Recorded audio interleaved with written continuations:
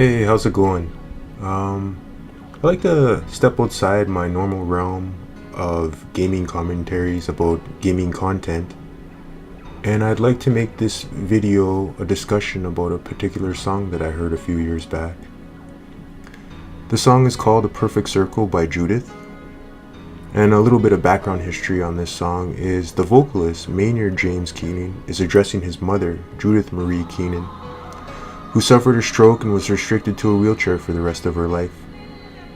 And although this seemingly tragedy resulted in her still believing in Christianity,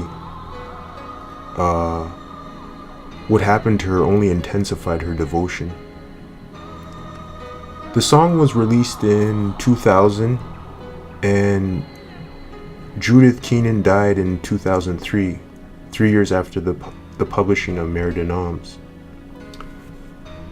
I was personally introduced to this song by a friend of mine, and when I first heard it, I thought it was awesome.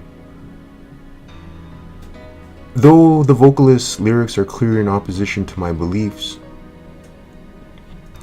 I still kind of connected with the song, even though it's kind of blaspheming my religion. The friend who introduced me is an agnostic, and he naturally gravitated towards the rebellion against God. But one of the long-standing cornerstones of our friendship has been long night debates about the universe, about religion, Christianity, and about the existence of God.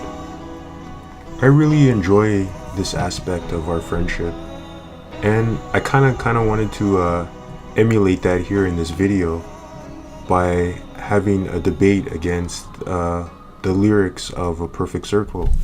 God? Hi, Bill Watson. I live in the Clark building. I have a question.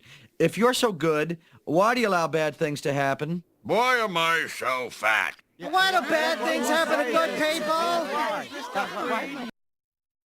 No matter what your belief is, my purpose in making this video is a different perspective on why the Lord allows suffering in our lives.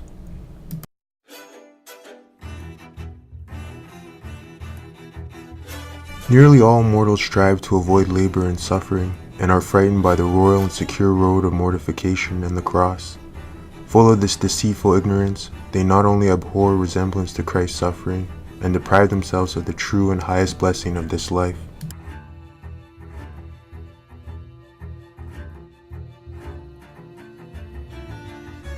The great will of the Father can draw good from the seemingly bad and bring out infinite value. Just as the Father, from the crucifixion of his only begotten Son on the wood of disgrace, brought forth glory of the resurrection and redemption, the same power of God can bring glory and light from what seems frighteningly wrong.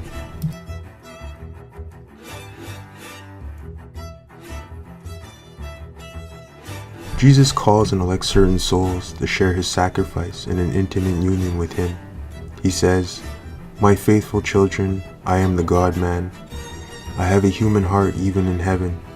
As a man, I pity you when I see you suffer, but as a God, with my infinite wisdom, I always want the best for you."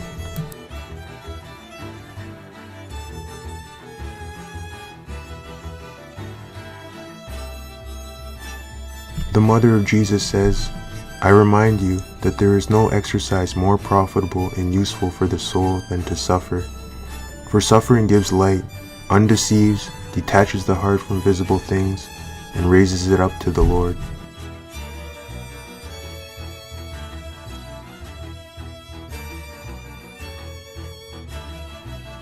"I am the way, the truth, and the life. No one comes to my Father except through me. Tell me then, if my Lord and my Master has made himself the life and the way for men through his passion and death, is it not evident that in order to go that way and live up to this truth, they must follow Christ crucified, afflicted, scourged, and affronted? Eternal rest is incompatible with the shame of not having duly labored for its attainment.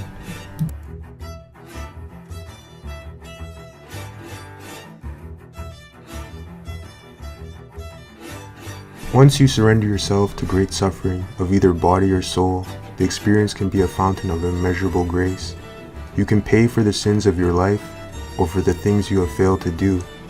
Or if this has already been paid, then the merit of your suffering can be applied to the conversion of hardened sinners. By that, you can glorify God.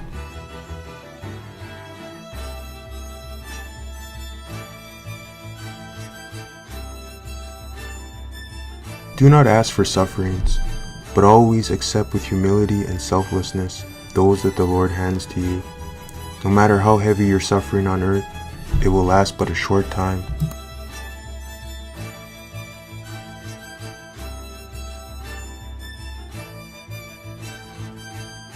At the last judgment, the Lord will ask everyone, "What have you done for your fellow human beings while you were on earth? Did you mitigate their sufferings?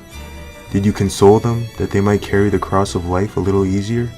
What kind of sacrifice did you make to help at least one human being to gain eternal life?"